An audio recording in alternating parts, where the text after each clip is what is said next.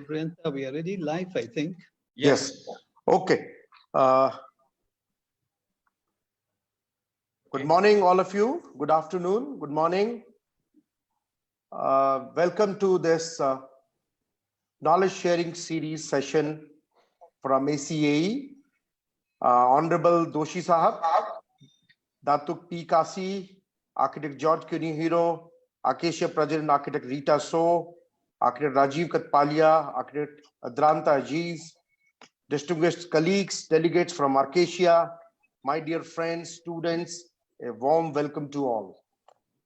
I'm grateful to have such a warm gathering at Master Speaks ACAE Knowledge Sharing Series webinar session. Thank you all for the viewers who have joined us from the far corners of the globe, namely India, Nepal, Indonesia, Philippines, Bangladesh, Thailand, Pakistan, Singapore, Sri Lanka, Japan, Hong Kong, Turkey, United States, Taiwan, Canada, Vietnam, Australia, Italy, UAE, China, Malaysia, Germany, Iran, and Egypt. I welcome you all once again. I respectfully welcome Architect Honorable B.V. Doshi Sahab, without whose consent and presence this event would not have been possible at this scale. I am thankful to Doshi Sahab for gracing this occasion. I welcome Architect Rajeev Kathpalia to support the talk with him. I welcome Datuk P Kasi, past Chairman ACAE, past Chairman ACAE, Architect George Kunihiro, past President ACAE, past Chairman ACAE, for being part of this talk. I welcome Architect Ar Adrianta Aziz, Deputy Chairman ACAE, for moderating the session. Architect B.V. Doshi, one of the modern Indian architecture's most celebrated practitioner, born in India in 1927, displaying an aptitude for art and understanding of proportion at young age. He was exposed to architecture by a school teacher. He began his architecture studies in 1947, the year India gained independence, at the Sir J.J. School of Architecture, Bombay, now Mumbai, the oldest and one of the foremost institutions in architecture in India. He worked with Le Corbusier as senior designer from 1951 to 54 in Paris, and supervised his projects in Ahmedabad for 4 years. Beginning in 1962, Architect Doshi also worked with Louis Kahn as an associate to build the Indian Institute of Management, Ahmedabad, and then they continued the collaboration for over a decade.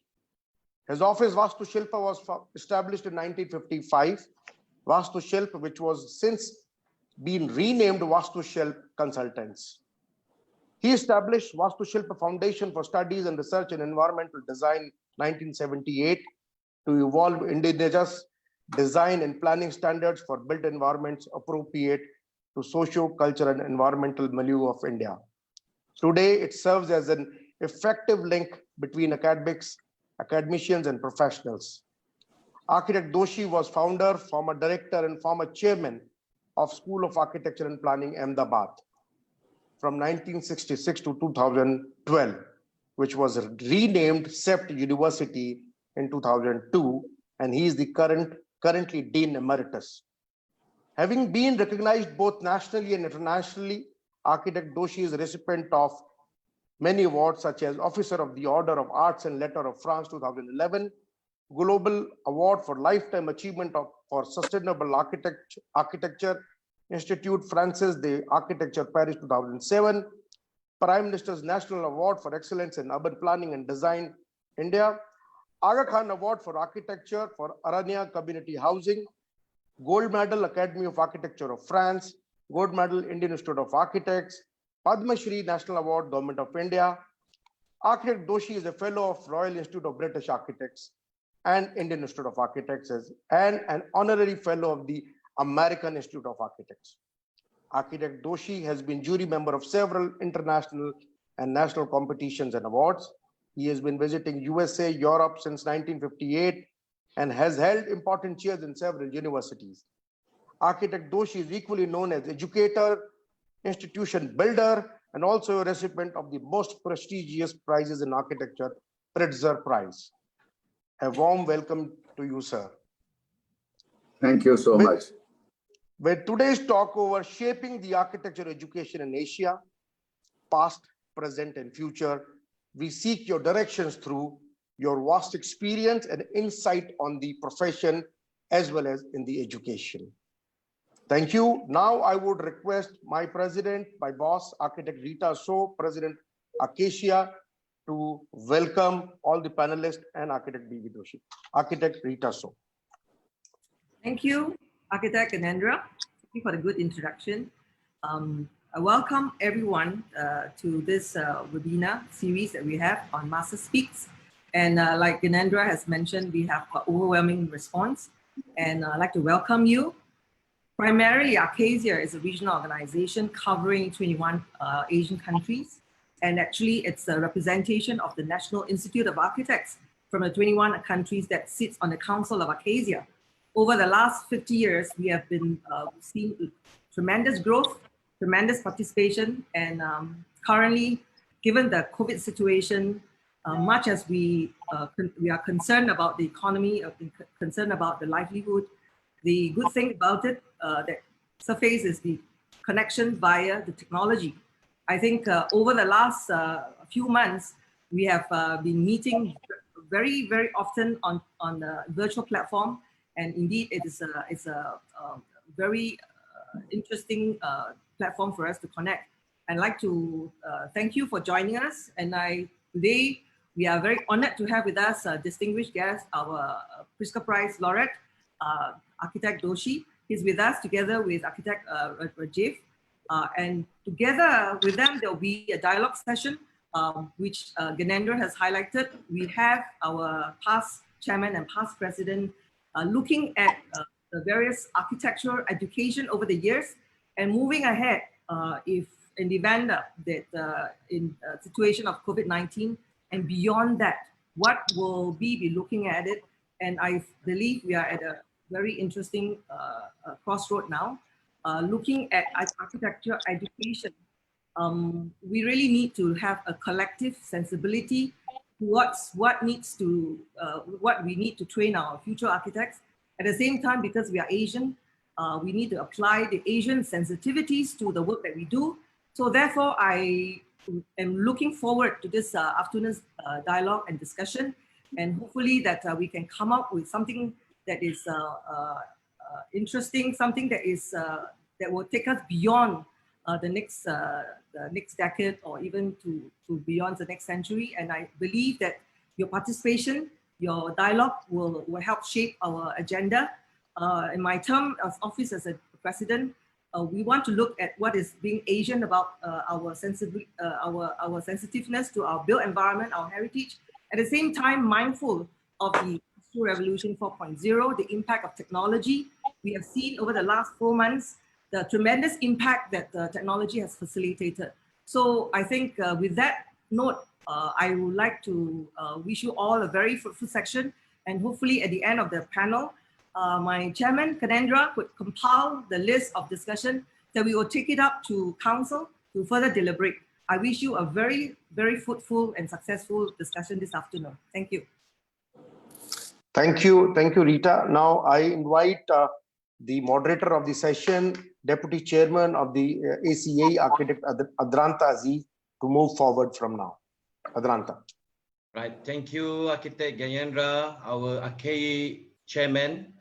And hello, everybody. Hello, ACAE. Have a good day, everybody. My name is Architect Ar Adrianta Aziz. I will be your moderator for today's session. We would like to welcome all architects, academicians, and students from across ACAE region to this exclusive session, Shaping the Architecture Education in Asia, Past, Present, and Future.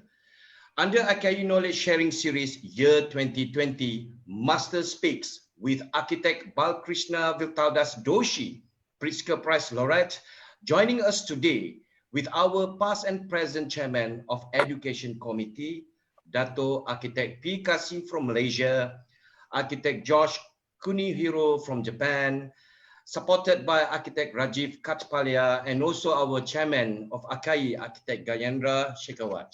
So I'm going to do a very quick housekeeping here. So all the attendees, please ensure a strong internet connection and coverage. Please use your earphone or earpiece for a better sound quality. And all attendees will be recorded throughout the session. And we also have Facebook Live on Facebook ACAE. And please be mindful, all attendees may ask questions for Q&A webinar session can be accessed at the bottom of your screen now. And please do not use the chat button for your Q&A. And also I will try our best to assist any question from Facebook Live, perhaps that I can prioritize questions to the panelists today. So ladies and gentlemen, my dear attendees, dear students, let's learn from the past, live in the present, believe in the future. So allow me to introduce all the attendees today, all the panelists, our speakers. First of all, I would like to read a brief background of our first speaker, Datuk Architect P Kasi. He's a professional architect, educator, and successful entrepreneur in the property of building industry with about 40 years of the wide-ranging experience. He's also contributed much to development of the architectural profession and architecture education in Asia. And also he's a member of Board of Architect, Lembaga Architect Malaysia. And he, as a past chairman of ACAE Education Committee, past president of ACAE, and Datuk P Kasi has recognized with many awards honoring with his achievement. And he has spoken at more than 100 platforms, including national and international conference and forums, and has presented papers on a wide range of topics. So that's Datuk P Kasi biography background.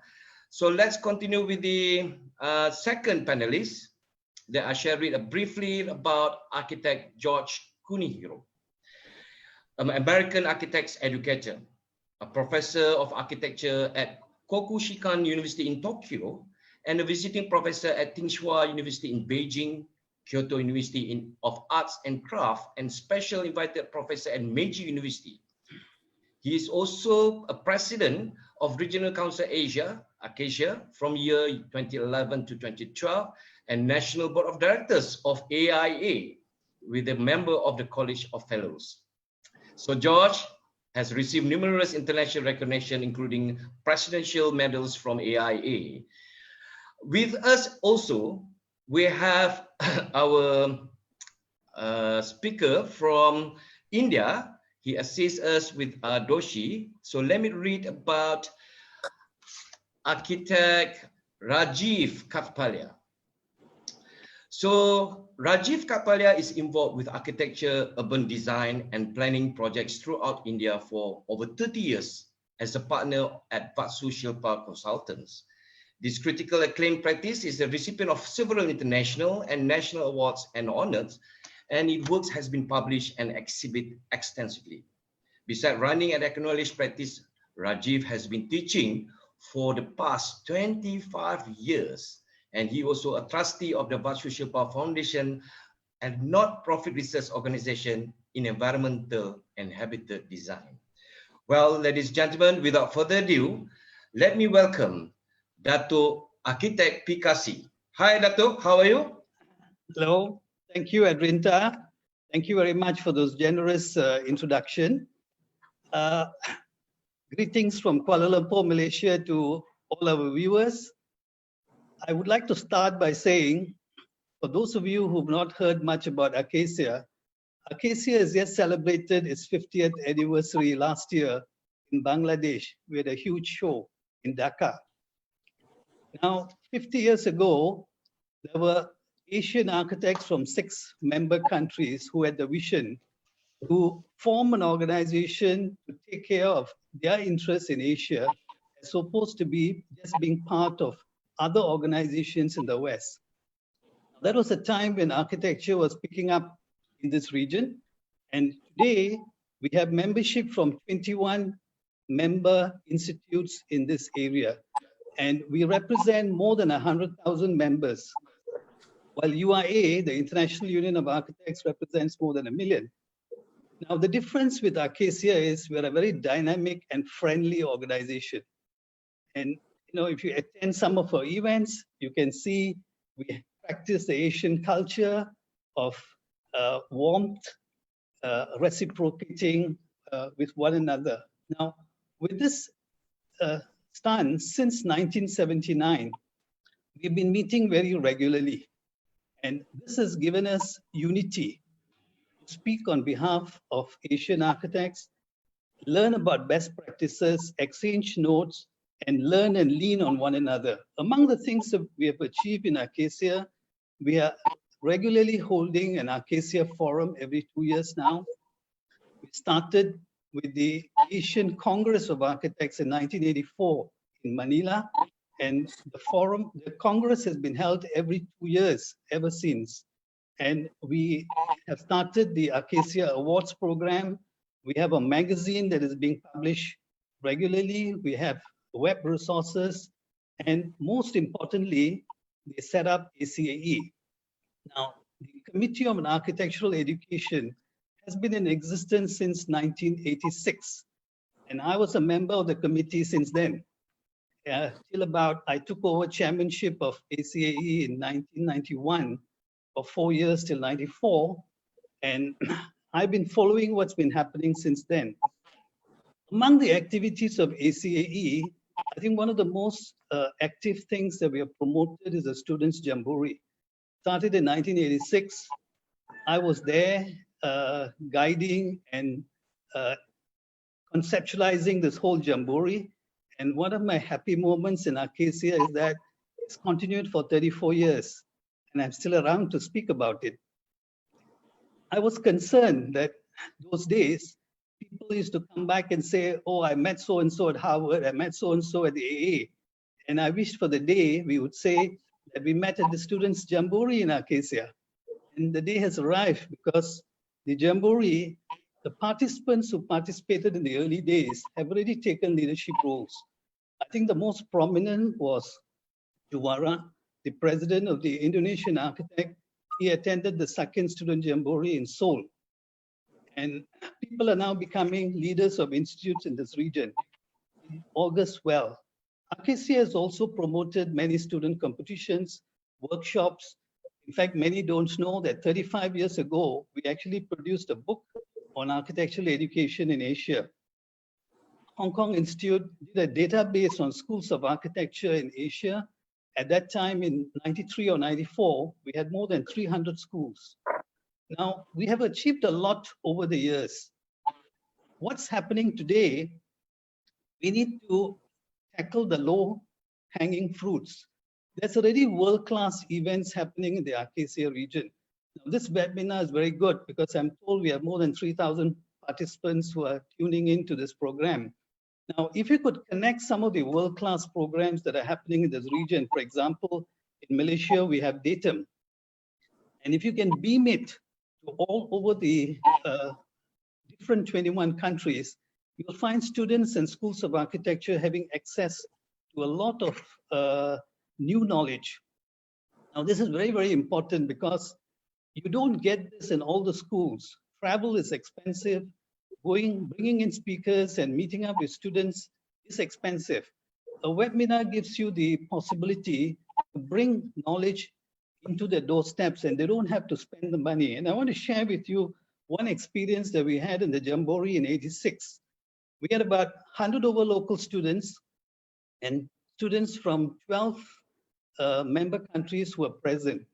And we had 3 days of conferences with very good speakers.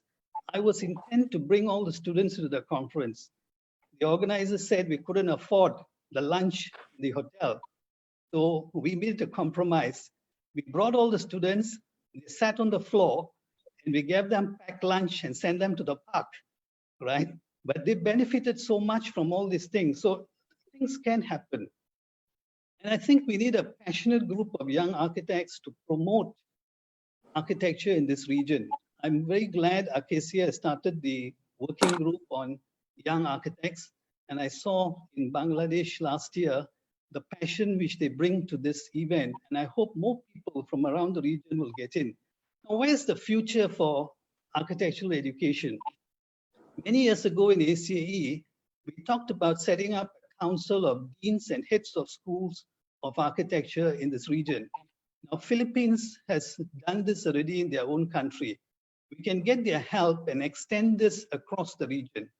Now, I believe we have 3,000 schools of architecture in Asia currently.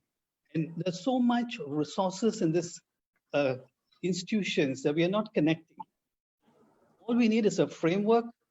We can get into curriculum, collaboration, student-faculty exchange programs, and more importantly, documentation of local architecture.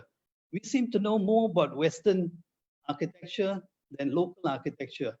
In every country over the years, India got its independence, I think, more 70 over years ago. Malaysia is independent 62 years ago. All of us have got a history since independence. And we need to document the local architecture, the history, relevance to the climate and culture. Now, the other thing that we have talked about in the past, the Singapore Institute talked about prescribing specifications for new graduates so that the schools of architecture know what we expect the graduates to do. Now, there was some work done on this. I think more work needs to go. Long term, I believe ACAE should debate on policy issues.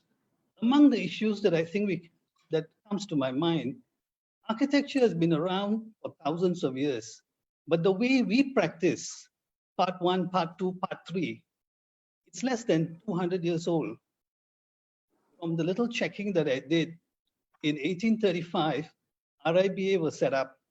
1931, UK had an Architects Act. And this system has evolved under 200 years. But we've had architecture for thousands of years. That was a way of producing architecture. Today, the world has changed. There's so much of projects happening. Building industry is a huge industry. The built environment is of concern to everybody because of urbanization. A lot of the population is living in the urban areas. And we keep focusing on consultancy. Now, consultancy is only 8 to 10% of a project cost. There's 90% out there in the industry. Because architects are not focusing on this, you find all other professions encroaching on this lucrative trade. If there are more people out in the industry who are trained architecturally, they can then commission talented architects, consultants to do good work. Now, in all this, you find that the poor still don't seem to have housing. People still complain over the urban areas, urban infrastructure, and all this. Now, we need to keep up with change. Globalization has come in. The internet is a big change. Digital economy with artificial intelligence. Now, how do we integrate all these things with local climate and culture? So I think for ACAE, there are 3 things that we need to focus on. 1 is the academic side. 2 is professional training and development. And 3 is continuing professional development. Now, I want to end my little introduction on the note, the question we got to ask ourselves, whether we are architects of the future, or do we keep worrying about the future of architects? It's a thought that don't feel threatened. We can actually change things, and we have seen it. On that note, I want to start engaging Mr. B.V. Doshi, our guest for today, and I would like to start with the opening statement and end with a question for Mr. Doshi to react. Now, Mr. Doshi, I've been reading your background. You're one of those rare architects who have worked under 2 masters, Louis Kahn and Le Corbusier. And you did the right thing when you came back to practice in India. You saw the need to set up a school of architecture in Ahmedabad, which you did in the early 60s. And you've been instrumental in establishing Vastu Shilpa, which is a research organization.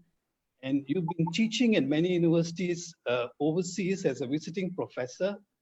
And above all, you've built a lot of noteworthy buildings. And you've been the first Indian architect and among the few Asian architects, handful of Asian architects who've been awarded the Pritzker Prize. And you got the award in 2018. Firstly, congratulations from all of us on that. It's a great achievement. At 92 years old, you have seen it and done it all. Many of us may not have the opportunity to do as much as you have. Now, if you look at the state of architecture in India, in the 80s, you had 25 colleges of architecture, 70s. Today, I believe you got more than 500 colleges of architecture producing thousands of graduates. And there's a shortage of teachers, overcrowded classes.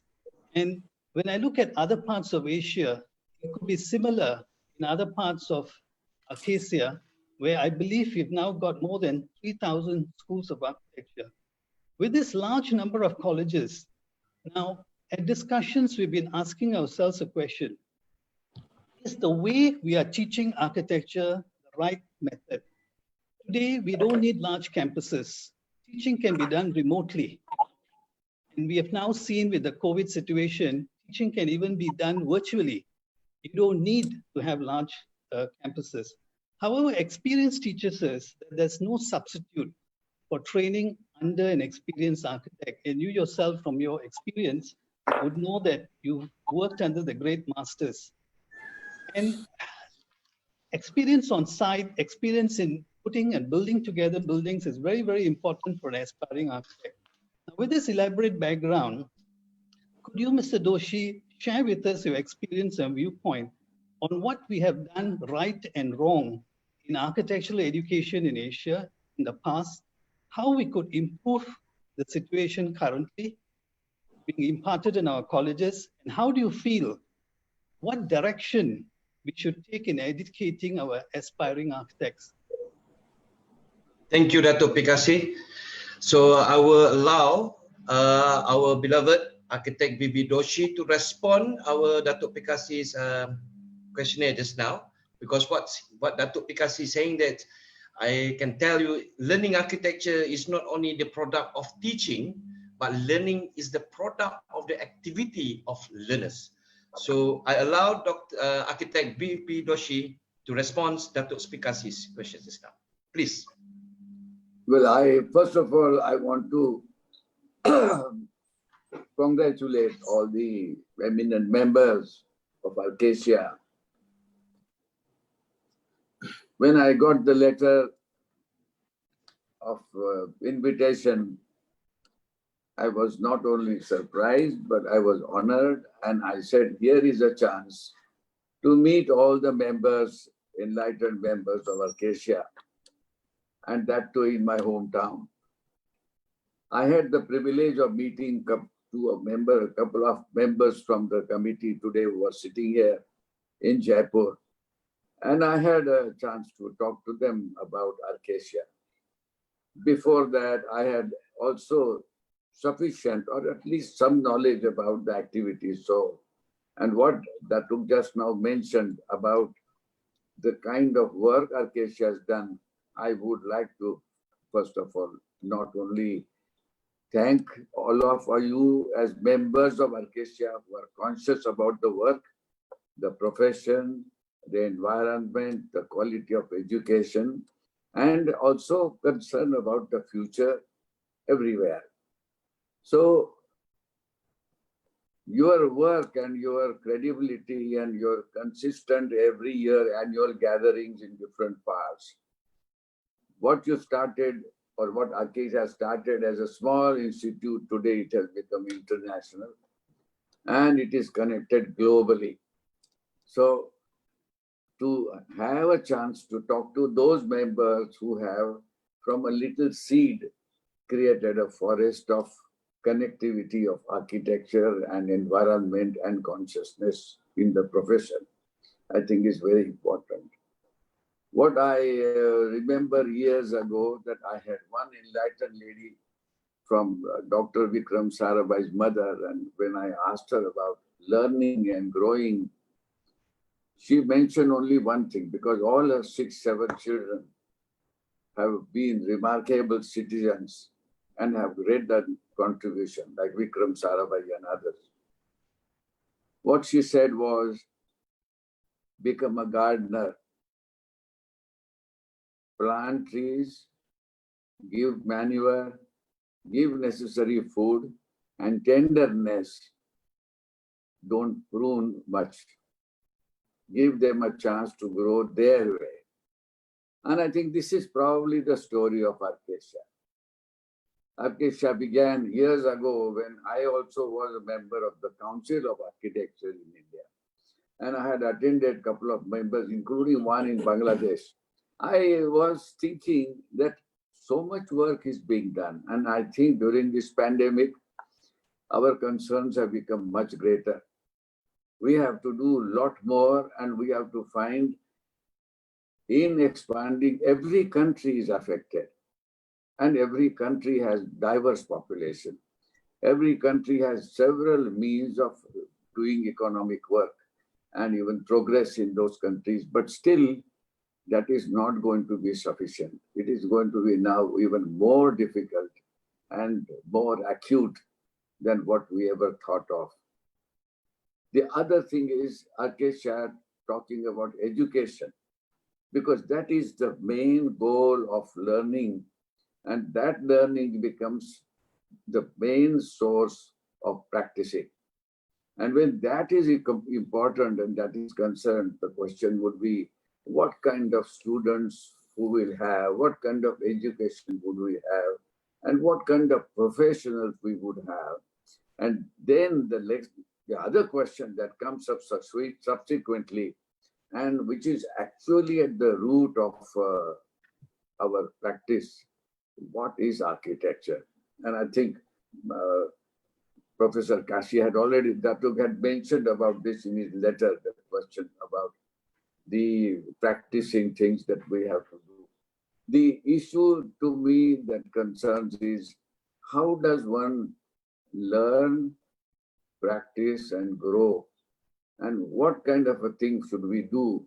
But the most important question is, what is it that the student understands? So incidentally, when I had to start the School of Architecture, because I came from Corbusier, who was doing work in Chandigarh, and I worked with him in Paris, and then I worked with him on a project in Ahmedabad. And so I landed in Ahmedabad to follow his practice. Now, he had the first thing which I had noticed, and when I came back, I put that in practice, was a big chart on his atelier studio wall. And that was a chart of environment. It was a chart talking about climate, seasons, habits, culture, knowledge, transport, living habits, etc. Now, I have never seen in any school a chart of that kind, which should become the basis of learning. That whom are we addressing as architects? What is it that is concerned about it? And I was thinking that that should become one of the important issues. The other one is the word architecture, because when I met Khan, who considered Corbusier as his guru, and when I invited him in Ahmedabad, he was talking about the other kind of life, ephemerality, the kind of spirit. So he never talked about only the function. He started talking about the spirit of architecture, the kind of things which touch our heart. So from these two people, when I was practicing and teaching in USA and learning, I realized that our understanding of architecture perhaps needs to be questioned in the context, at least context of India and context of my work. And I think that was the time I had married and I had young children, about 5-year-old daughters. So I remember that I used to take them to the zoo.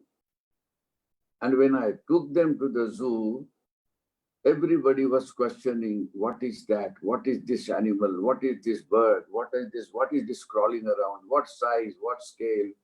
And it was such an important lesson for me that in the zoo, they were all produced by nature, by the universe around. In that zoo, there was not one thing which was designed or planned, but they were all evolved. Each one had their unique qualities, and those unique qualities gave them a character. And another important thing was they were all unimaginable, completely unique in every kind.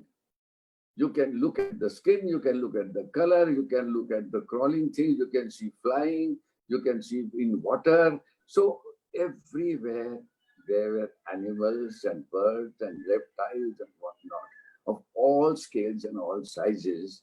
And when my daughters asked me a question, what are they? Why are they? When are they? I realized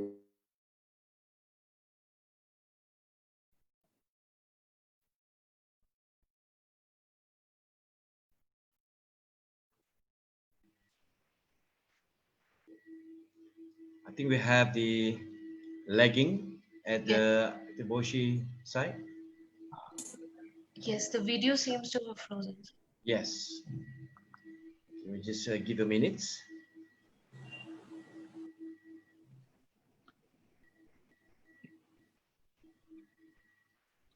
I think it's lagging on Doshi side.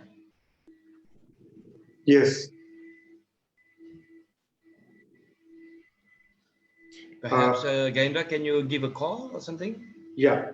So, yeah, I think he'll be joining again. Looks Yes. like. Meanwhile, Rita or Datuk, you could engage people. You could talk about what he's been speaking. Meanwhile, he joins. You can fill in. Yeah. Maybe Yeah. Datuk P Kasi. Yeah. I think he's been talking about what the student understood, and he talked about his experience of working under Le Corbusier and Louis Kahn. I think he's Right. back. Yeah, He's back now. Yes, yes. Rajiv, are we okay now? Yeah, we are okay. Yeah. We are good. All right. Okay. Sorry about that. Okay. Shall we So- continue, Doshi? Yes. Shahab? So the issue of that zoo, that diversity, that integration made me realize that if that is the case, then what happens in Antarctic and what happens in the other hot climate, and the things are not only very different, but each one had a different behavior, different color, different texture. So looking back again to Corbusier's work and Kahn's work, I thought if I have to start the school, I have to start the school which is rooted totally, free, with multiple choices, multiple issues, multiple occasions, and multiple questions. That meant that if I have to talk about architecture, I have to talk about evolving things, and therefore they are not standard product, they are not static product, but they are living organisms. So with that idea, that architecture, because in India, when you go to Rajasthan, you go to Himalayas, you go to South, people live differently, dress differently, have their food habits different, and therefore they were all different, and yet it is called architecture. But it was not the architecture that I had heard of in the USA or other places. It was not the architecture that I had heard in the schools of America or other place. They talked about building, a building which is almost dead. You know, I was thinking about all this, and then I realized that when we go to South, when we go to USA or south of India, or when I go to other places in Rajasthan, the poorest of the house is made of mud. Other places is made with a lot of overhangs in wood or bamboo. And all those things are made by them, and they did not fall in the definition of architecture that I had thought of or acquired. So I was thinking then that if that is the case, should we not talk about not as a building, but as something which is an entity? So it is a habitat. It comes and it was designed, or it occurred through the way of life, the way of living, the lifestyles, the cultural attitudes, the relationships, and the way the behavior happened. That was very important. And so in School of Architecture, which was in the beginning, I started, and then I called it CEPT, that Center for Environmental Planning and Technology. There is no word of school. There is no word of any kind. Then environment. So we should talk about environment as the basis. So if you talk about that, then you talk about technology, etc. So with this kind of a thing, all our curriculum, all our programs began to modify. And in that modification, the most important question was lifestyle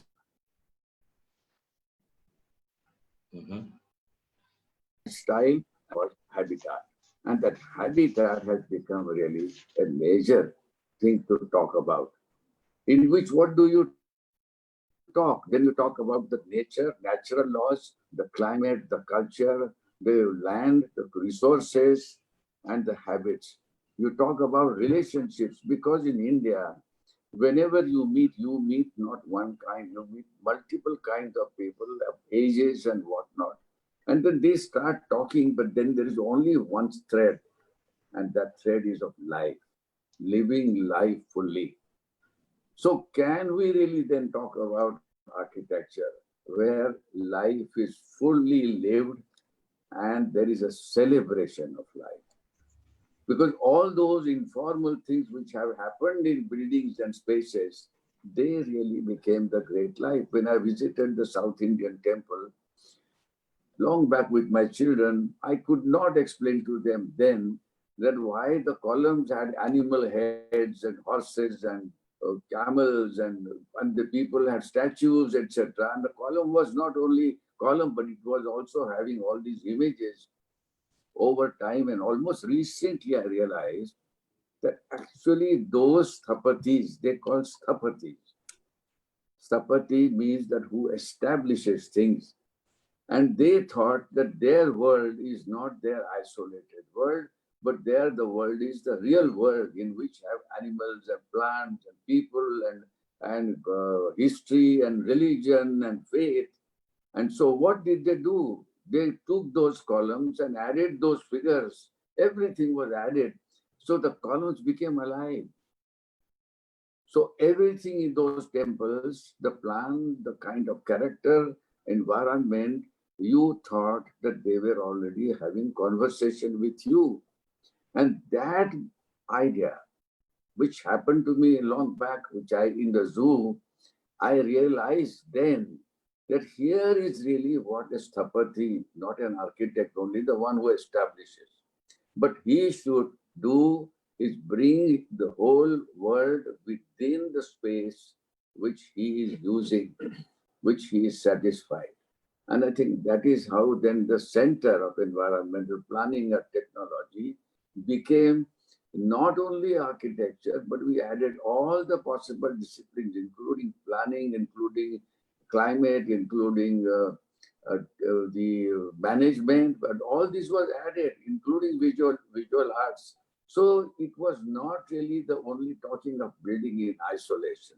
And incidentally, every time we went to the places in India, there were rituals going on. And those rituals had images, those rituals had functions. So the space was not really a functional space only of a kind. It was of multiple functions, and even the spaces had a choice and a notion that they all belong to everybody. So that was not even a classification. So when you start talking to the students, one of the things that I tried to do was, I told them that why don't we try to have a pet as a designer? You design a house for a pet. The moment that happened, they took birds, animals, etc. One person even took a little rat, mice. And I was wondering, what is this idea? But when it was given to him, when he produced the thing, he produced a channel, the whole web of tunnels on the floor, and put on the floor transparent glass so that he could see the movements of the animal. So issue is that do we really look at, when we talk not of building, when we talk of function, do we really look at the functions as if that there are many alternatives possible? Is technique only one kind? But technique is a subservient thing to function. And function is not your own, it is part of your own life, your own instinct. And that is really how then the SEPT became School of Planning, School of Interior Design, the environmental design, climate, landscape. They were not separate parts. They became eventually separate departments, but the idea was everything was inclusive. So my suggestion or my thought is, cannot our profession then talk about it as the environment, and second is as habitat. And then we talk about celebrating life. Now at today's present condition, aren't we with this lockdown and whatnot, Are we not wanting to celebrate life? What kind of environment should we have? Should we use only the technology which comes from industry only, and industry talks about only one function? So is it not that life that we are all meeting here talking this, isn't it multifunctional things, multi-thoughts, multi-cultures, multi-activities? And should we not really then think about these issues? And maybe I'm very sure in Arcasia, this has happened and maybe this has been discussed. But my question was that, so this was one part. The second part, which I want to tell you is, when Corbusier did that chart in his office of climate, etc., he also talked about the way of living, way of working, way of moving, where the place, etc. So that those things became for him very important. The buildings began to become open. They became like pavilions. And incidentally, they connected to the buildings which we had done in our country centuries ago. So the point is, education, then we have to find is the relevance of education, relevance of working, the relevance of practice. So suggestion, the thought that comes to my mind is, can Arcasia then talk about environment as a whole and then say that it has multiple choices, multiple ways of bringing? I'm sure this is what is happening anyway. I'm only adding this because I don't know much. This is really what I did. Then other thing that I learned from Corbusier was that issue is not only building, issue is environment, issue is connected to the region, and therefore I got into planning. I got into planning of different kinds of industries, and eventually I talked about what Datuk talked about also, about the people and their habits. So one of the things that which we have to remember in a school and in the faculty in our discussion is that we are a mixed community of diverse economic and cultural nuances. And can we then really talk about it holistically and then work out the program so that we become useful discipline in terms of the present situation? For example, we always go to the doctor, we go to planner, we go to urban design. Now all the schools have different schools. Why are we separating them? Why are they not really brought into one basket and in one philosophy? And why can't we really talk about it that way? And I think if we do that, Arcasia will do a great deal. And this is really what I learned. So thank you so much.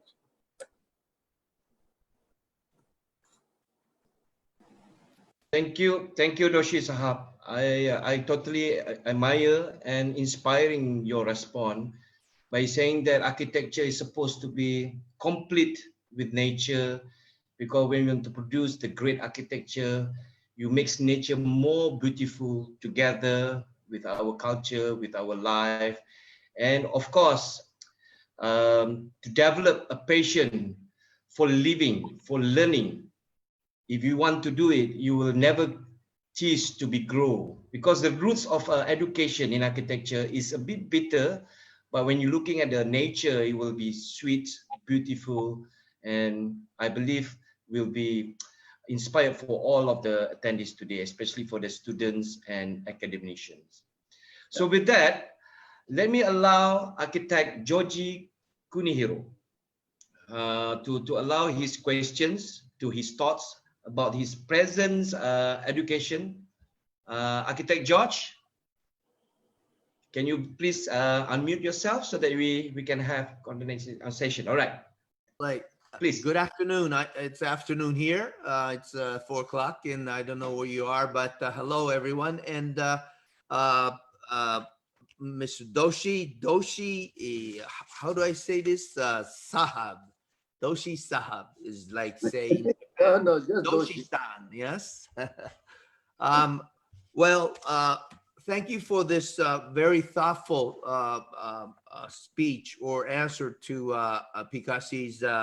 Datuk Kasi's question, and also for Datuk Kasi's very thorough introduction of Arcasia historically, and also after his tenure as chairman, he has joined or continued to be in touch with Arcasia. So he's been very current in posing or describing what has been happening. So, you know, I don't want to repeat what he has mentioned already. And also beyond that, we have the sharp eyes of President Rita So, who is so crisp in your speech just in the beginning that I'm so pressured with all these high-powered in a Pritzker Prize laureate watching, you know, this man who is as old as my mother. Actually, my mother was born in 1928. She passed away,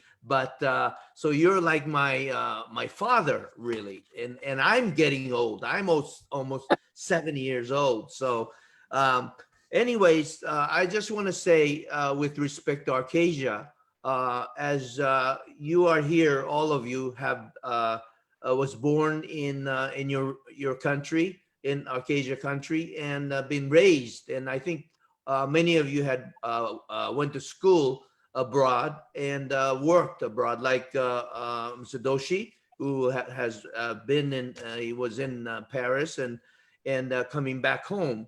Well, in my situation, you know, I'm sort of a little different, maybe a lot like maybe children, your children, like who has gone away for a long time in other countries.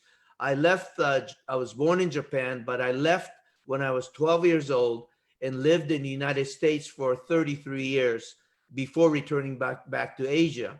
I was educated architecturally in American schools. And of course, maybe Doshi, you know, Jerzy Sultan and Joseph Zaleski was a man who I had, he was my teacher and he worked in the studio probably around your time. But yeah, for Corbusier.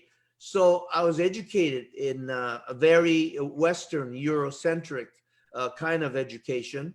But always, because my root was in Japan, I looked for inspiration in Japanese magazines. I would return back to Japan to my grandparents to stay to tour Japan to see the master's work. And I met Mr. Fumiko Maki there and wanted to work with him because he was very much a modernist like you. And of course, 1 year difference. He's 1 year younger than you. But he really cared about the context. And also, you just mentioned about the environment. He's very much about the environment and the people and very human architecture, like you, what you practice. And so I wanted to work in Japan, but never was able to. But eventually, working, actually, I met Mr. Tadao Ando, and I was able to teach in American schools, Harvard, Columbia, and Yale. With that credential, I returned to Japan because I wanted to be an Asian.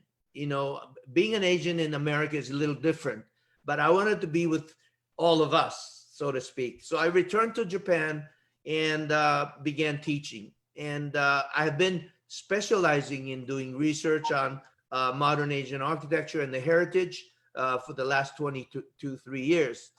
And then I joined Arcasia as soon as I returned to Japan through JIA and made friends. When I just joined Arcasia, P Kasi was the chairman. And I couldn't even say hello to him because he was such a great guy and I couldn't get near him. But eventually I followed his footsteps and chaired ACAE.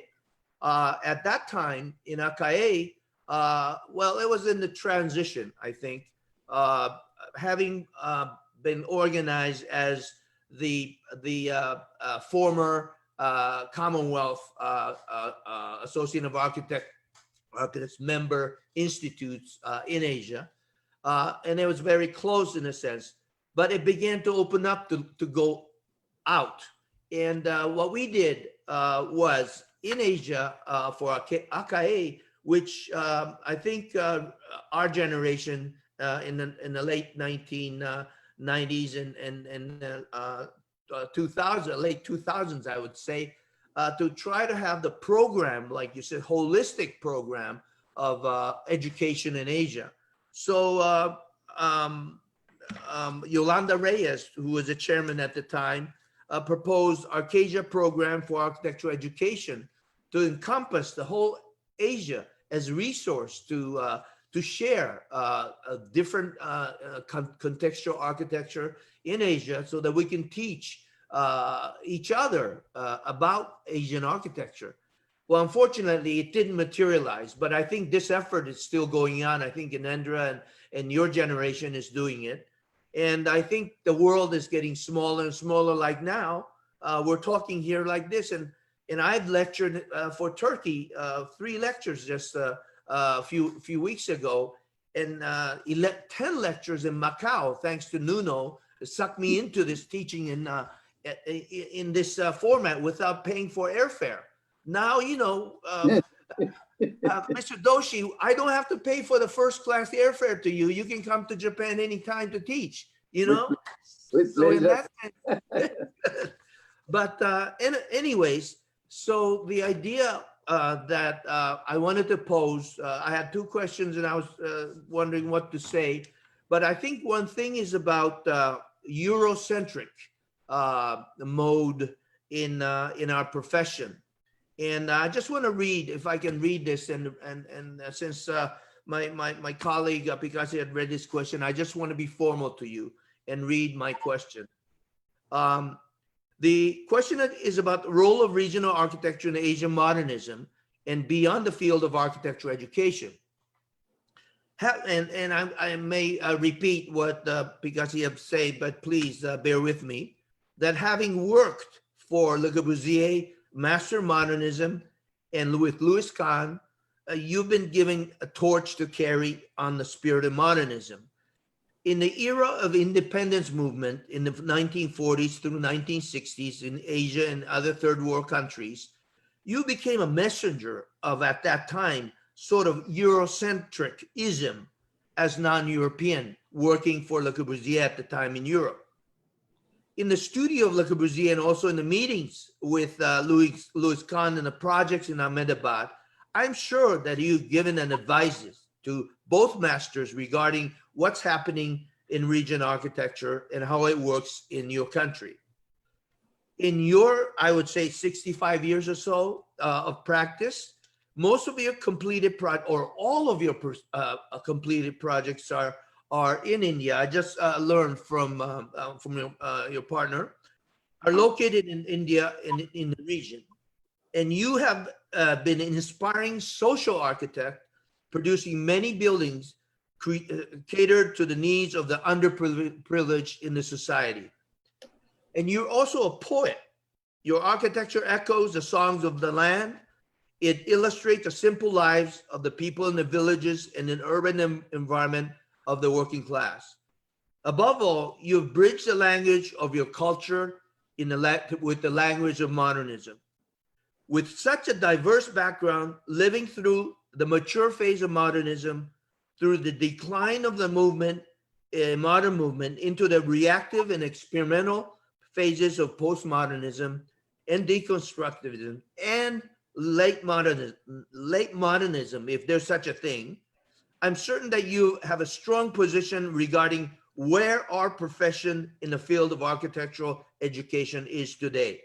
So my question is, I would like to ask you to trace the evolution of your vision of modernism now, of what you've experienced in Europe and the regional architecture in the field of architectural education from the time you founded the School of Architecture Ahmedabad to our time in 21st century. Now, I hope it is sort of the question that you've answered, but if you can add freely the comments about Eurocentric notion of architecture, whether it's good or bad. You talk about the zoo, you talk about, the good things about Le Corbusier and him talking about nature and the diagrams or the charts, and about modern international style and the rich variety of regional architecture that you perhaps experience around the world in your times teaching and visiting many countries around the world. So please comment about this Eurocentric and what do you think about it with respect to all the things that's been happening here in Asia? Thank you, George. Thank you. Such a beautiful question. It's like when I heard listening to your question, it's like you reading your poetic poems. It's so inspiration. So with that, Doshi Sahab, can you respond to this? Maybe you can put it your further comments on it. You have said, George, so many things, and some of them are very flattering. Thank you. What I find as the time goes by is a notional thing, not a real thing. Notional in a sense that you say this is a house, you say this is a building, you say this is a place. What is that to the other people? What is that to an architect or a non-architect? Or what is that to somebody else which is far away? The question then comes up is how that the particular place is communicating to a particular person of a particular culture and at a particular time. So the definition of architecture to me is now become porous, not so indefinite, but quite porous. Now that porosity is something which is inherent in Asian culture, especially in India that I know. What it means is you can do something and you can slightly say it is possible to modify it as and when it is required. So the purpose of architecture is it going to be modifiable? Is it going to be adjusted? Because if you look at the people in India, they are of diverse economic levels and each level is adding on. If you visit Bombay and if you see a flat and then if you go and look at the same flat after 4 years, you would find all the balconies would be covered with a grill and little plants there. What it means is that they have now added on, so they become an extension to their life, adding a new quality. But as architecture, it has modified. So when I was working on housing, I found that there are 3 kinds of housing that I did. One is that housing which is normally industrial housing, where not much change happens. But there are people who come there who are from different age groups. The young people who have come there to work in that industry, when their parents come, they are of a different age. They want to have gatherings, they want to have socializing, they want to do something in their spare time. Is it possible that we can add on to that, to the housing, so that the family gets connected, which means that the function which we are doing in a building, outside spaces, the areas which are away from the space, which is actually used, is of other kind of use, which is implying that whenever we are doing of a space, whenever we are looking at space, look at the space as slightly fluid, space which is malleable, adjustable, porous. It may not be structural, it may not be connected to the support system, but it will be a living system. So we never look at the building and a space as one thing. It has to be fluid and it has to be adjustable. The other thing I found was that when they are living, there are classes, there are income levels. So economic people slightly better, etc. So there is a hierarchy. Now that hierarchy, in reality, when it is occupied, doesn't work. Because when the person who has minimum resources would very often go to the person who has more resources, they become not only friends, but they occupy and adjust the space.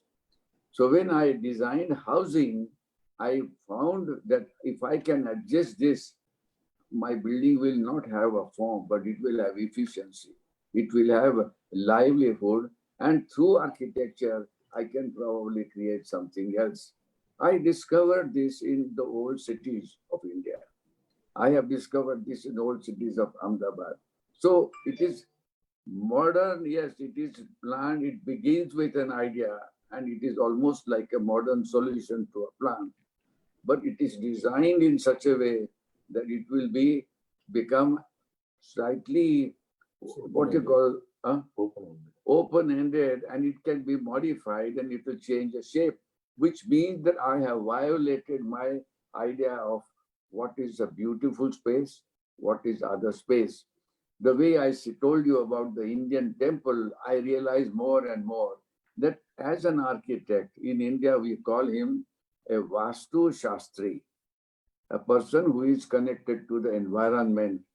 But that environment means that it is far beyond what is defined as a purpose. So the anticipated, the kind of things which may happen, may not happen.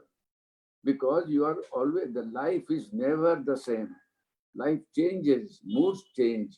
So should not the place be? So when you talk about space, I am talking as an anthropocentric space. Anthropocentric space is that I have to do a ritual and I can do that ritual by slightly modifying, by doing some kind of cleanliness, by creating a diagram, and I change the space. And I use that kind of a space or a building like this. What it means is, buildings when we design, there is let's say plant. The seed is there, but the plant and the tree, the flower or the fruit is very different. And the seed is inside. So the idea that architecture is static, a building is static, is not the correct thing. So in education, the question that comes up to me is, when we are talking about the school, now in India, there are more than 500 schools. All have got the Council of Architecture, which is also connected to the ACAE. Now they have results, they do this, and exactly what is written here must happen in the school. But actually the reality is not the same. Now, if that is not looked at, and if we don't look at it as a creative process. So when I had the exhibition in Delhi in the beginning, I said that it is not the exhibition of Mr. Doshi, but it is of the habitat. And habitat is what? It is celebrating life.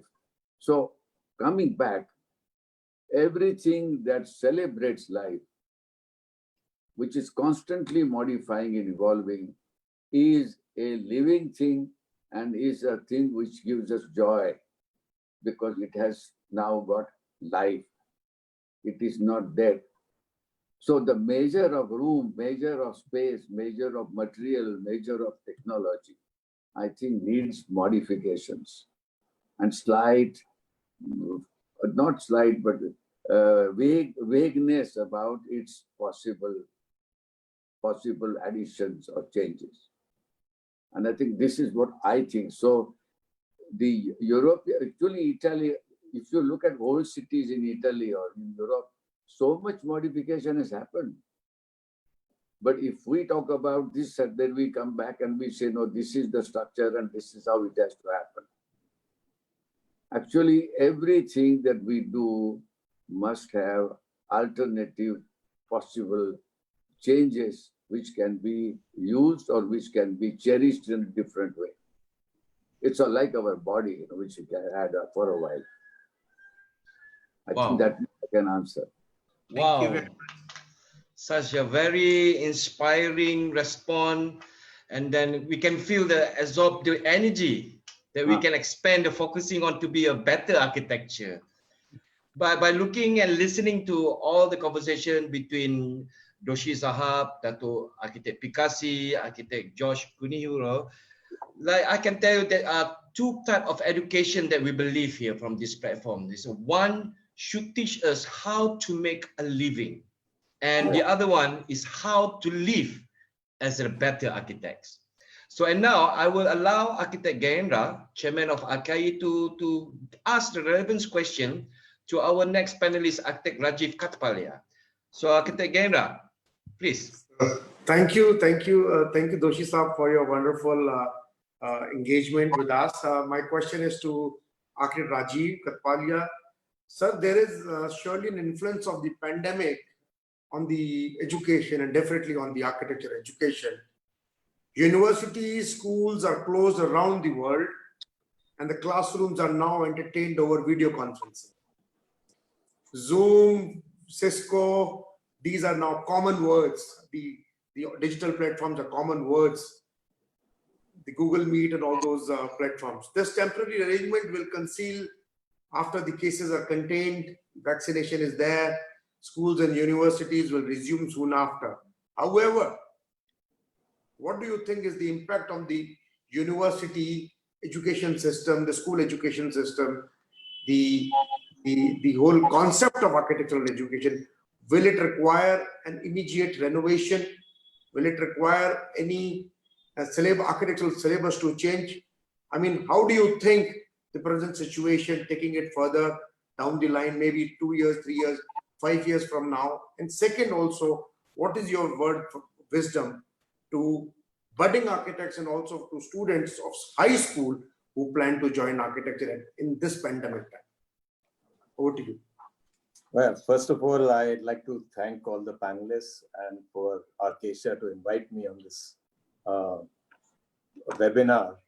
And I see my role in this webinar mainly the fact that I can get an oracle here to speak and share what I get with the world. And I think that is the most important aspect of being part of this.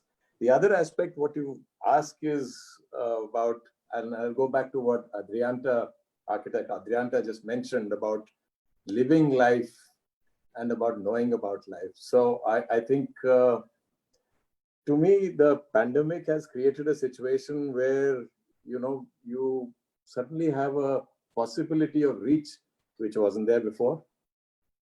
And yet, in some ways, I think things happen when you meet by chance. You have conversations by chance. When you have planned conversations, perhaps as the medium sort of progresses, we will all become that much more easier so that we will have much more informal conversations. But to start with, they are formal conversations. So it gives something and it takes away something. I think all technology does that. It makes certain things convenient, but it makes you forget certain senses.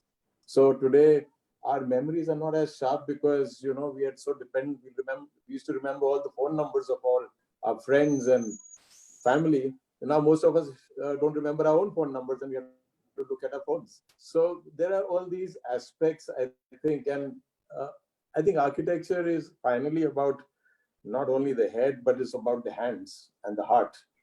And I think when we talk about all three in combination, the head seems to start taking over in situations where we can't touch and feel things, where we look at glances of a person and see the nuances changing as we are conversing and say, oh, well, I think, this is something that spontaneously occurred to me. It is much more nuanced now.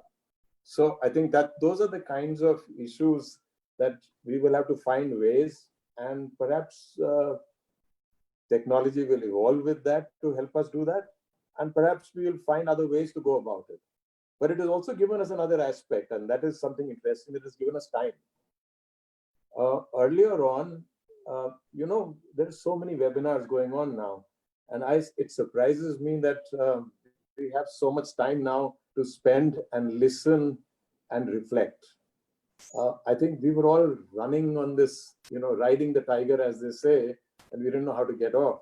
And suddenly the pandemic has created the situation where all of us are saying, do we really need to ride the tiger? And life actually is not so circumscribed when you're not running the tiger, but you have time to reflect on things, to spend time with family, to talk about things that we had forgotten because we were so busy with our own little worlds of whatever we were busy with.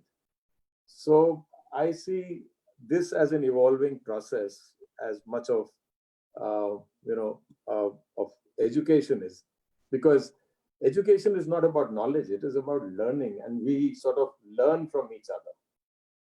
We learn from each other all the time. And one of the things I must share with you is that, I did my architecture from Chandigarh, from the College of Architecture in Chandigarh. and it was all about Corbusier.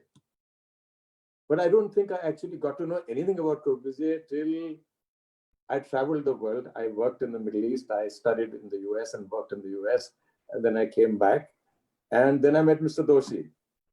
And then he had stories about the ways that he had learned from Corbusier, which were entirely different from whatever the world was talking about Corbusier, because they were talking about only from a very mechanistic point of view. Suddenly there was a human being we were talking about, and the human being's nuances of sharing things, of observations about insights into life. And I think those are things that one learned later on. So as I see it, education is an ongoing process. We are all learning all the time. I hope so. And that's what makes us feel fully alive and challenge the next day and carry on. Otherwise, if we knew everything, we'd sort of stop and say, now time to atrophy and close the debate as such. So I don't know if that answers your question, but that's what I feel about education. Thank you, Rajiv Bhai. Now I think Datuk and George, and if President Rita, if she would like to pose any question, further counter question, you open. Yes, let's allow everybody to respond by looking on this. Today's topic is about shaping the architecture education in Asia. That what Datuk P Kasi already explained about the past, even George also talking about the present, and yourself talking about the future. And then it's like we try and do our best to make our life as an architect a masterpiece, and imagine no limitation on what we can be. So let's smile ourselves now. So let's open up to the platform to all of you. Could I, sorry? Yes, Could I Datuk. ask a question? I just ask Yes. one question. Yes, sorry, yes. Yes, Doshi-san. Can we really find a way to define what we mean by architecture? Because historically, whatever we talk about of the four principles or other principles of architecture and technology, etc. But what about life? And I think the most important question to me is, supposing, I am not proposing it at all, but I am saying if we use the word habitat, and then we found that because the moment I use the word habitat, that means I am somewhere alive, somewhere talking. So any discipline then, whatever you take, it will become part and parcel, and the compartment would get less and less. I think this classification of urban design and landscape design and this or that design, interior design, they all become one. And I think if council can do this, I mean, if ACAE can really think about it, then it might change the whole idea of the education in the schools. The classification will change: engineer, architect, geographer, planner, designer. I think we are all talking about living life and habitat. All right. It may be worth thinking. Lovely. So any response, maybe perhaps open to President Rita? Yes, that's a very, very well said, Mr. Doshi. I refer to the 3 points that you talk about: the environment, the habitat, and the celebration of life. And you have just summed it very well, that instead of architecture, we should be looking at habitats. Yeah, habitat summarizes the fact that we have a habitat within the environment, and also the spirit of the celebration of life. And that's a very poignant, thing that we have to think about. If we could look at it from that angle, then everything else that's a built structure can then come into place. I think that's very, very succinctly put together. And I'm sure that's going to be a challenge for my chairman for ACAE to discuss further with the members. And I think we can take on that challenge and see how we could define the architectural training and architectural education. I like the fact that, Rajiv, you said, architecture is not about just knowledge, it's the process of learning. And I think this is what we really need to do. And I am thankful that our 2 past chairmen, as well as past president, has also very succinctly summarized the past and the present. And I think we can take this forward. The challenge for the committee would be to look into all the various aspects, and hopefully we can come not so much a template, but something that we could say and recognize it as ACAEA's own particular branding. Yeah, thank you. Thank you. Right. Maybe I make a comment, Adrianta. Please, I Dato'. think Mr. Doshi has spent quite a bit of time talking about the human elements in architecture. You know, the people who are going to use these buildings, live in those buildings, Yes. not only about celebration of life, about flexibility of the buildings, about it standing the test of time. You also brought about the stupidity, and you know, we have talked about it in ACAEA in the past, about barefoot architects, and a lot of people who have built architecture in the past were not trained in the present system, the way that we have structured the whole thing. Now, one of the key thoughts that's been going around in ACAEA is a lot of what we are doing today is learned from the Western systems. And they don't actually suit our culture, they don't suit our climate, they don't suit our context. Now, if you're going to solve a lot of the housing problem and environmental problem and urbanization problems in this part of the world, we got to Asianize a lot of this thinking. Now, in the past, we had a shortage of people. Today, there are plenty of graduates coming out. There's a lot of experienced architects who have lived in this region, practiced in this region, and learned from the region, and have come out with very good architecture. The concerns I have is a few things. One, ACAEA needs to document this better. And now with YouTube, with webinars, with all this, you can link this very easily, giving the platform to many people who are up and coming in the region to actually share their ideas online. Now, the other important question that comes up is, not everybody who studies architecture is going to become an award-winning architect. Okay, it's a very small fraction of people who ultimately shine in the profession, like all other professions. Now, what happens to 90% of the graduates who come out of our universities? We now have a model which I call one size fits all. One size doesn't fit all. Just like Mr. Doshi very eloquently said, you know, even the buildings, they are so, I mean, he talked about the zoo, the animals are so diverse, so colorful. We have to produce architects who suit different needs in the industry. Because we are all focusing too much on consultancy, we find that everybody else is encroaching upon the industry and taking away the work. Now, I've always advocated that we need to look at the bigger picture of the construction industry, about the opportunities in the industry for architects to do many other things, right? Architect is a very creative person. He can look at the end product. He can envisage what is needed. Now, there have been examples of people, you know, and I think Bangladesh is a good example where they've taken up community issues, fought for the community, reclaiming green spaces and things like that. You know, community, we have to have support of the community that we are seen to do something good. So the system of education, you know, this thing about the part 1, 2, and 3 system, whether we should liberalize architectural education. One school of thought is to specialize. The other school of thought is to completely liberalize architectural education and then have a very stringent examination system for those who actually want to build buildings, right? So you have 90% of the people who actually go into the industry who do many other things in the building industry.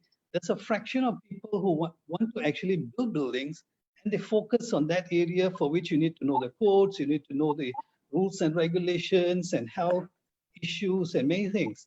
I mean, even today with COVID situation, lots of people are now looking at new designs for houses. I mean, they talk about the basics that we have been talking about: ventilation, light, you know, about distance between buildings and spaces for people that are more conducive. You know, when something like this hits, people realize that buildings are actually used by human beings for which living spaces are important. You summarized it in one word: habitat.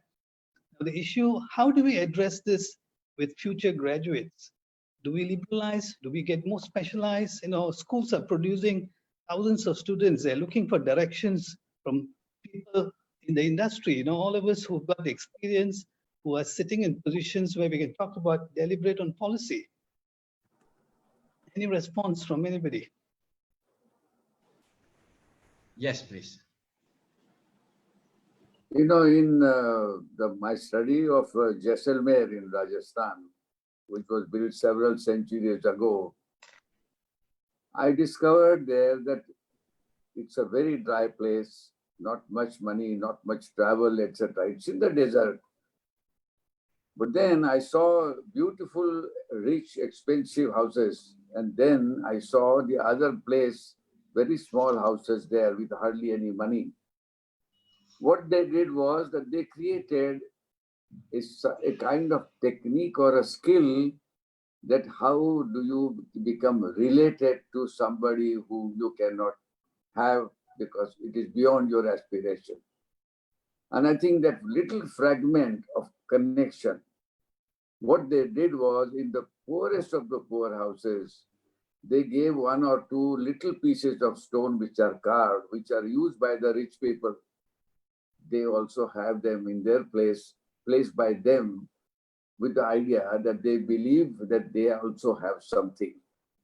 Now, this is an architectural example of saying, how do you create the communities, but still give them something of you so that you belong to them. So the sense of belonging, if it doesn't come, then how do you create architecture? And if you don't do that, then how will you get a diverse? For example, I was talking to Rajiv the other day that Palladio's houses were there, beautiful houses and great building that he did. I mean, the architects did that time. What they added was over time, new buildings, less quality of gardens, but they painted the ceiling, etc., and brought the heaven inside. Now it is possible. It is possible to give something else. Yes. We cannot have minimum, and feel miserable. I think we should add another dimension of lyricism. Yes. Yes, Not Doshi only Sahab. production, but creating with something which has your own ideas. It will violate the whole plan of an architect, but it will give life to the place. Yes. And I think that is the role of an architect.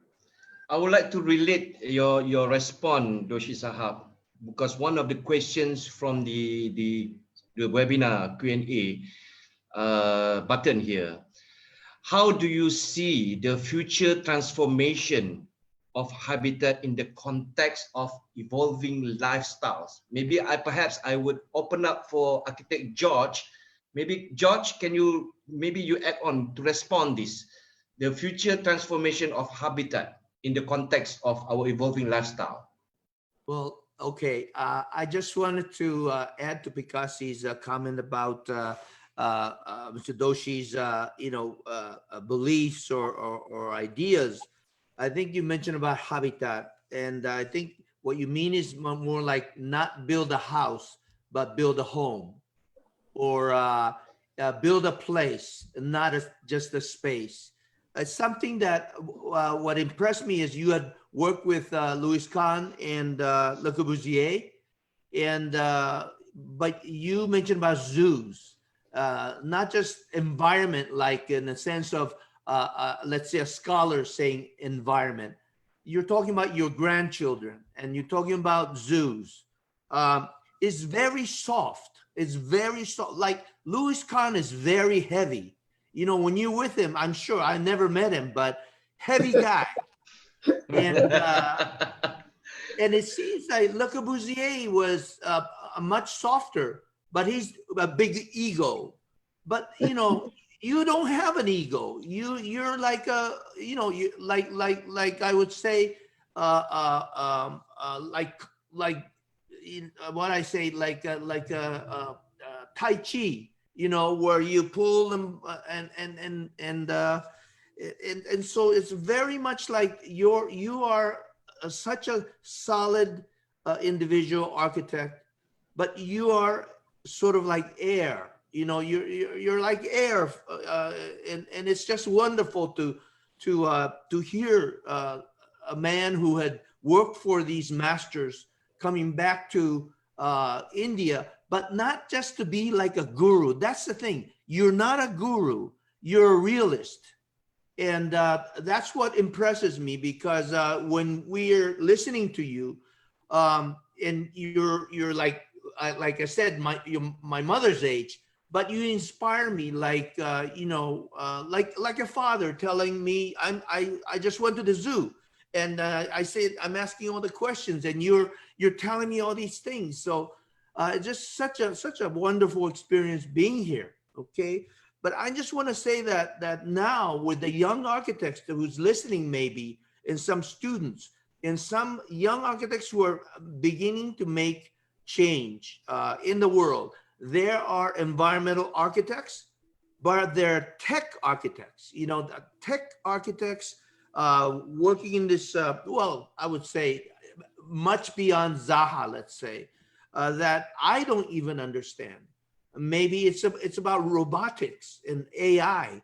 And so how does the habitat, coming back to the idea, habitat work in this world that is becoming so, it's what, 5G, it's 5G, 5G is like, I don't understand 5G, I'm sure you don't, because you're probably 8Gs or 10Gs, Mr. Doshi. So you don't need a 5G, but the people who are going to be the consumers at this point, in this era, probably relates more to these tech stuff that we need to return back to your ideology of being like air, being like self. Do you know what I mean? If I disturb you, two things, we have, at least I have not explained. One is time and life that you live. Both are not finite. Both evolve. And when they evolve, they touch their heart. And I think that is the difference that we have to add on. If you have a completely finite form, but when you go there, you would make a little change. The whole question is, how do I create ownership into no man's land? And I think if I just take a little flower and put it in the desert, I have owned the desert. When I put a frame in the house, in my room, the wall has become alive.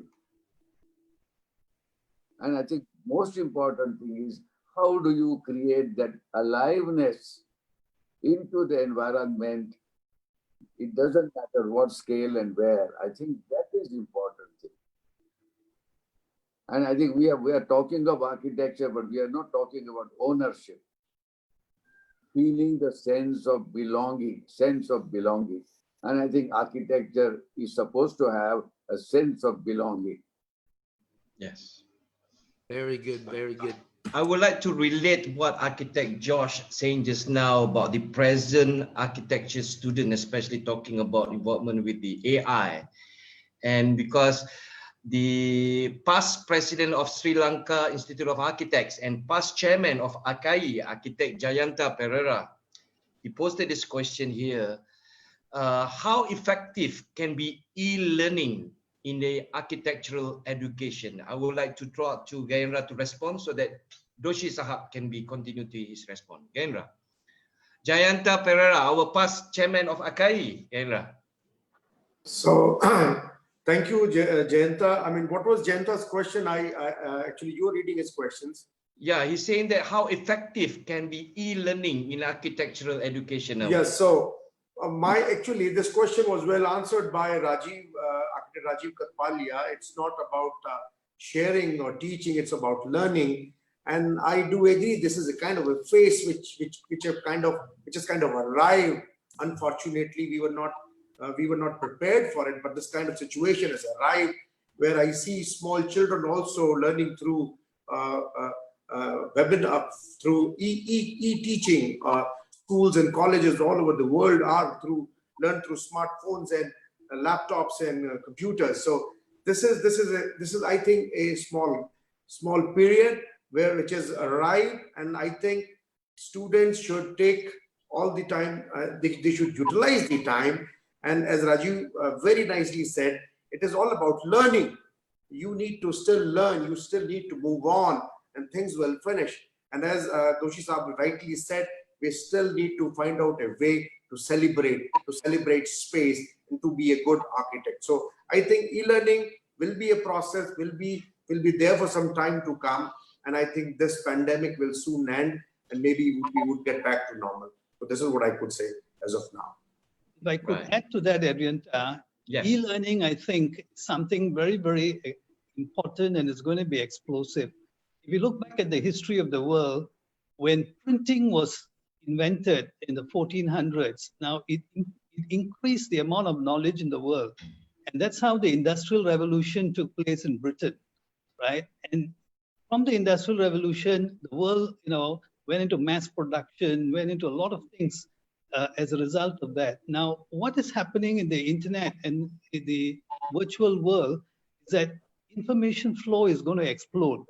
Now, this will mean that the connections, and we could see it during our lockdown. Malaysia went into a lockdown on March the 18th, and everybody was stuck in the house and offices were closed. But webinar started about 2 weeks after that. And like Rajiv said, we all had free time. So we started, attending these webinars. And it gave us faith that, there's a lot of hope. While everybody was singing fear to the WhatsApp messages and the videos that were coming into the phone, there was hope that we could connect to the rest of the world and people could give us examples of what's happening elsewhere and their experiences. Similar thing, e-learning is something that is here to stay. The advantage is it is going to be very cheap and you can connect. Somebody won't take 3 days or 5 days to fly out from somewhere, but he'll give you 2 hours of his time.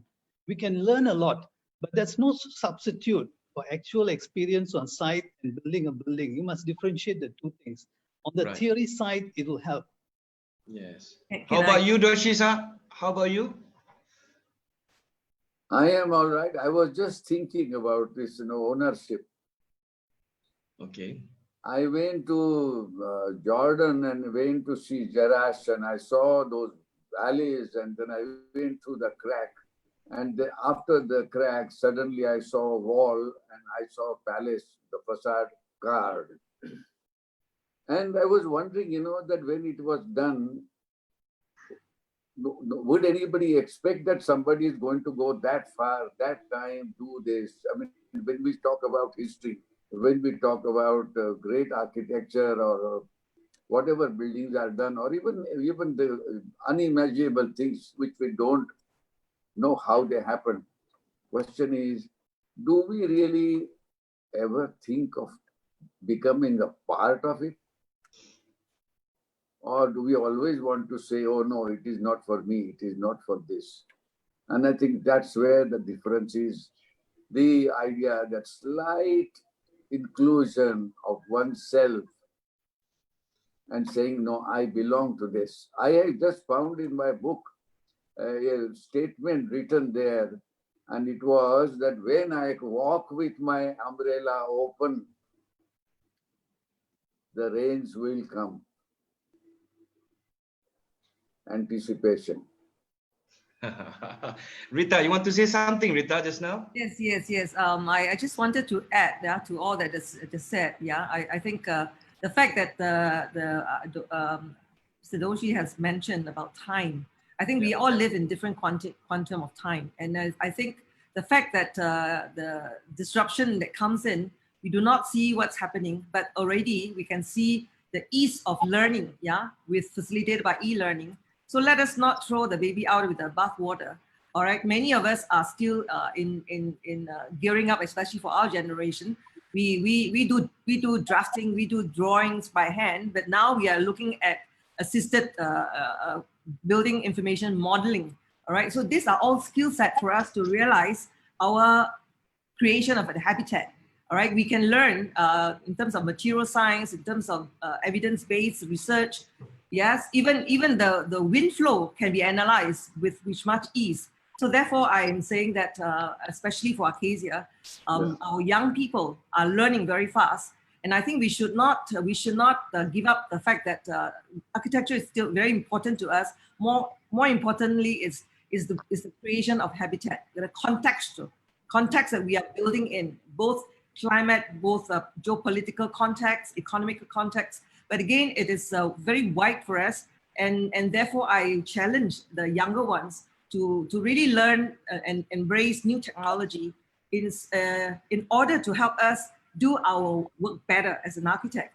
And I'm sure that with ACAE's pushing the agenda, ACASIA could always emerge stronger. And hopefully, when COVID blows over, we will have a new normal. And I'm looking forward to what we can contribute in this scenario, in this so-called future environment that we're talking about. I just wanted to add that. Thank you. Yeah, precisely. Thank you for your response, President Rita. I would like to take one last question. To be fair, that from Facebook Live, the attendees from Nepal.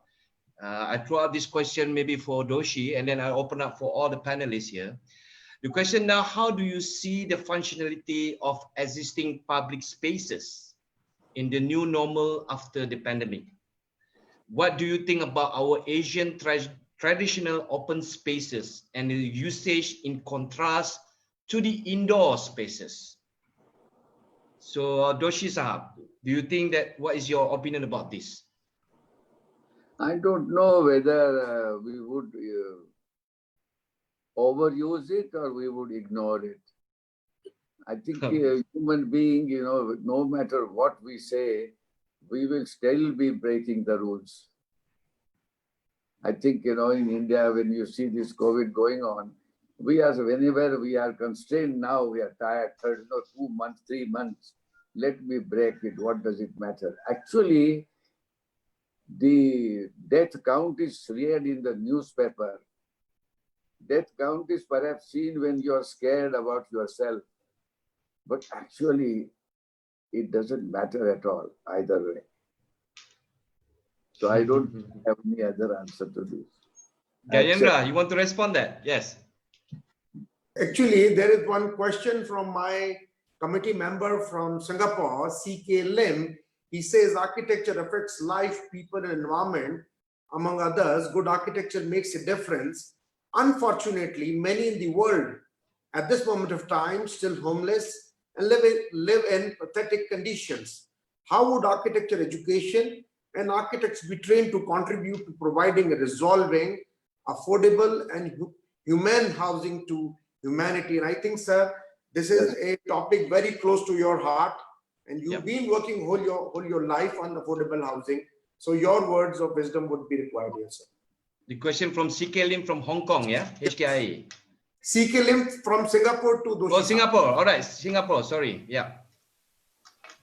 To me? Yes, to you, Doshi sir. Actually, I started my housing career very early in my practice because of some townships, etc.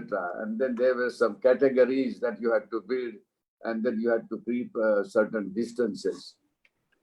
When I was gradually studying this, I found that all those people had not only whom we had seen, but they also had parents. And when the parents came to live there, they did not know where to spend the evenings.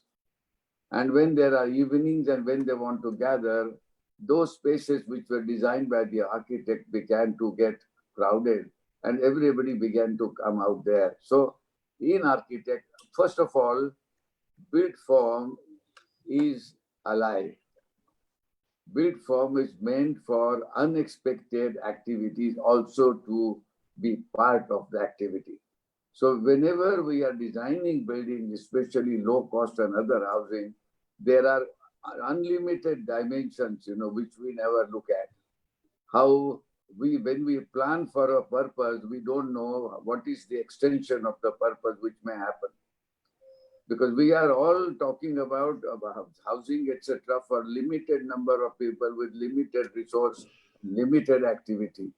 But in the poor housing that we did, and I did over time, I found that this was one example where spaces which we do, we forget that those people who join the job when they are young, their parents come to stay with them in vacation. And those are old people, and those are the ones which are there. But other thing which is very important is discrimination.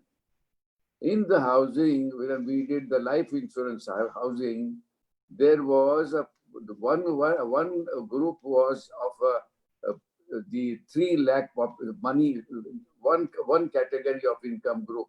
Other one was slightly higher income group, and third one was still higher income group.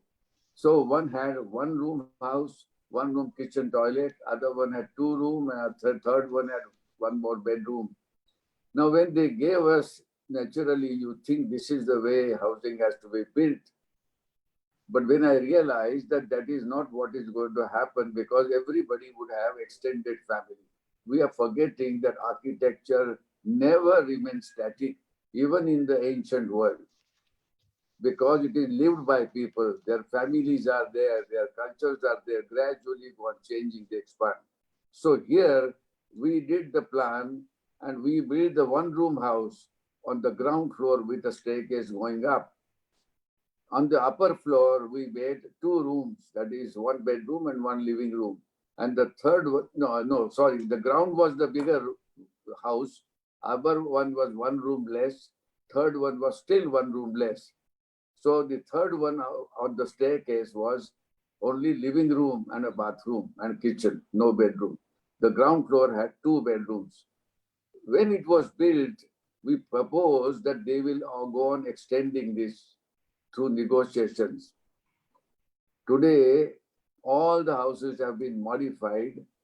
The ground floor added, so the first floor got extra space. So he negotiated. Third one had another advantage. So he changed the house.